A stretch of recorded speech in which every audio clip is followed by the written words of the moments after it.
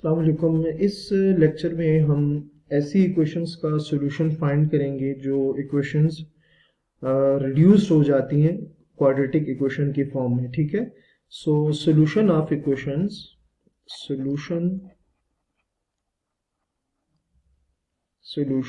Of equation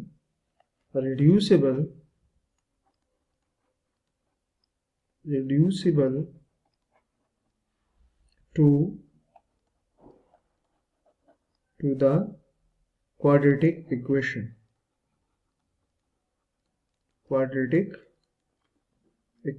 ठीक है, सो इस लेक्चर में हम क्या डिस्कस करेंगे कि solution of equations which are reducible to the quadratic equation.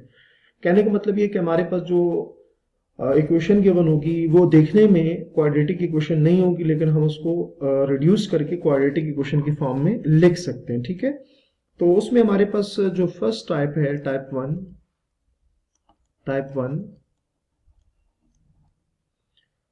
One में स्टूडेंट हमारे पास एक इक्वेशन होगी जो इस तरह से लिखी होगी ax 2 raised to the power n plus b x raised to the power n plus c is equals to 0 where a naught is equals to 0। ठीक है, हमारे पास एक ऐसी इक्वेशन होगी जो इस फॉर्म में होगी, हम उसको क्या करेंगे क्वाड्रेटिक में कन्वर्ट करेंगे। कन्वर्ट कैसे करेंगे? बाय लेटिंग अगर हम लेट करें किसको, एक्स एन को y के इक्वल लेट करेंगे तो वो जो इक्वेशन होगी वो रिड्यूस हो जाएगी, वो रिड्यूस टू क्वाड्रेटिक इक्वेशन। वो किस में रिड्यूस हो जाएगी? क्वाड्रेटिक इक्वेशन में रिड्यूस हो जाएगी। ठीक है, सो इससे रिलेटेड एग्जांपल देखते हैं कि लेट से मेरे पास इक्वेशन है, एग्जांपल में एक इक्वेशन मेरे पास ये है x raised to the power 1/2 minus x raised to the power 1/4 minus 6 is equals to 0। ठीक है, मैं इसको लिख सकता हूं 1/4 raised to the power 2। ठीक है, मैंने 1/2 को क्या लिखा? 1/4 raised to the power 2 minus x, ये एज इट इज आएगी, माइनस 6 इज इक्वल्स टू 0। ठीक है, अभी मैंने कहा था कि ये किस फॉर्म में होनी चाहिए? ये होनी चाहिए ax raised to the power 2n, ठीक है, plus bxn plus c is equals to 0। ठीक है, और उस केस में हम क्या लेट करते थे कि x n y लेट कर दें। ठीक है, तो अगर आप इसको देखें तो यहां मैंने फर्स्ट टर्म को स्केयर की फॉर्म में लिखा, 2n की फॉर्म में लिखा, फिर मेरे पास xn है। ठीक है, तो बेसिकली मैं अब इसमें क्या लेट करूंगा? अब देखिए ना, 2 को अगर मैं बाहर करूं तो इधर x की पावर है, इधर भी x की पावर। अब देखिए इधर भी 1/4 है, इधर भी x की पावर 1/4 है, तो हम ये जो x की पावर 1/4 है इसको लेट करेंगे y के, let y is equals to x 1/4। ठीक है, तो जब उसको मैं यहां इसमें पुट करूंगा तो मेरे पास क्या आ जाएगा? x raise to the power x is equal to 1/4 की जगह y आएगा, सो y और पावर तो 2 है वो एज इट इज आएगी, minus x raise to the power 1/4 ये आ जाएगी y minus 6 is equals to 0। ठीक हो गया, सो मैं इसको चले दोबारा लिख देता हूं, y square minus y minus 6 is equals to 0। ठीक हो गया।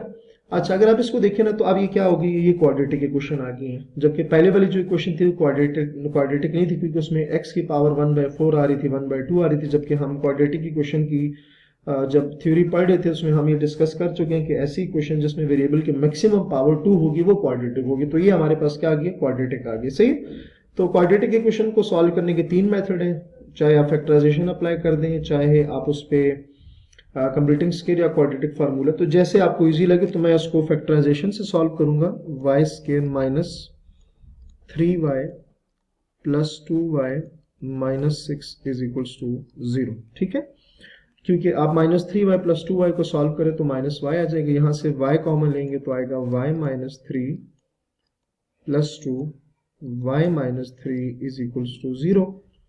अगेन y माइनस 3 कॉमन लेंगे तो मेरे पास क्या बचेगा? y plus 2 is equals to 0। ठीक है, अब ये फैक्टर्स आ गए, इन फैक्टर्स को मैं 0 की इक्वल रखूंगा, मतलब y माइनस 3 ये इज इक्वल्स टू 0 आ जाएगा। और y प्लस 2 वो भी किसकी इक्वल आ जाएगा, 0 की इक्वल आ जाएगा। सो यहाँ से y की आप वैल्यू फाइंड करें तो आ जाएगी 3 और यहाँ से y की वैल्यू क्या आ जाएगी, -2 आ जाएगी। ठीक है, अब जो आपने लेट किया हुआ था वो वहां पर वापस y की जगह पे पुट कर देंगे। क्यों, हमने लेट किया था y is equals to x 1/4। ठीक है, तो y की जगह अब वो जो वैल्यू हमने पुट की थी वो वापस यहाँ रिप्लेस कर देंगे। तो y की जगह x 1/4 इज इक्वल्स टू 3 और यहां पर भी y की जगह आपने x 1/4 इज इक्वल्स टू -2 आ जाएगा। ठीक हो गया। अच्छा, अब चूंकि हमें x की वैल्यू चाहिए तो दोनों साइड पर पावर क्या लेंगे, 4 ले लेंगे। 1/4 power 4 3 raised to the power 4 x 1/4 -2 raised to the power 4।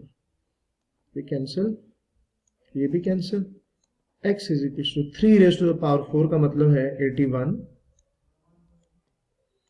और यहां अगर आप फाइंड करें तो जब पावर इवन होती है तो माइनस प्लस में शिफ्ट हो जाता है, कन्वर्ट हो जाता है। 2 की पावर 4 क्या आ जाएगी आपके पास, 16 आ जाएगी। सही है, अब इनको आपने सॉल्यूशन सेट में लिख देना है। So solution set will be, आपके पास क्या आ जाएगा, सॉल्यूशन सेट में आ जाएगा 16 एंड 81। ठीक हो गया। सो स्टूडेंट इसमें आपने देखा कि जब शुरू में मैंने इक्वेशन लिखी थी, लेट से ये मैंने लिखा तो ये क्वाड्रेटिक इक्वेशन नहीं है।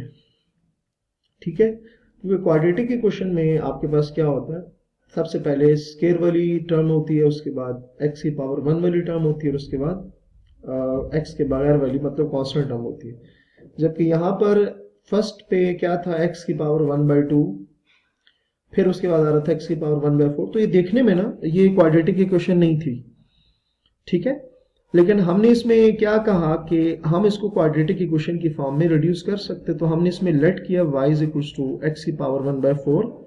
ठीक है, जब वो लेट किया और वो वापस ओरिजिनल क्वेश्चन में पुट किया तो हमारे पास ये क्वाड्रेटिक इक्वेशन आ गई, जिसको हमने सॉल्व किया तो हमारे पास 2 आंसर आ गए हैं। तो इस तरह से आप बाकी जो इक्वेशंस हैं उसको भी सॉल्व कर सकते हैं। ठीक है, अगर कोई क्वाड्रेटिक ना हो तो। ये तो आपने ये देखा, इसमें ये फर्स्ट टाइप थी। ठीक हो गया। अच्छा, नेक्स्ट हम टाइप डिस्कस कर लेते हैं, the equation of the form. जो टाइप 2 है, टाइप 2 वो आपके पास क्या है, x plus a, x plus b, x plus c, x plus d is equals to k। ठीक है, where a plus b is equals to c प्लस d। ये हमारे पास सेकंड टाइप है। मगर अगर इस तरह से फैक्टर्स आ रहे हो कि वो किसी कांस्टेंट के इक्वल आ रहे हो, फैक्टर्स आ रहे हो और फैक्टर में ये हो कि a प्लस b, मतलब ये फैक्टर में जो वेरिएबल टर्म के अलावा टर्म है a प्लस b और c प्लस, जिनको ऐड करें आंसर इक्वल आ जाए, तो इंशाल्लाह नेक्स्ट जो हमारा लेक्चर है वो हम यहीं से कंटिन्यू करेंगे। सो अपना बहुत सारा ख्याल रखिएगा। अल्लाह हाफिज।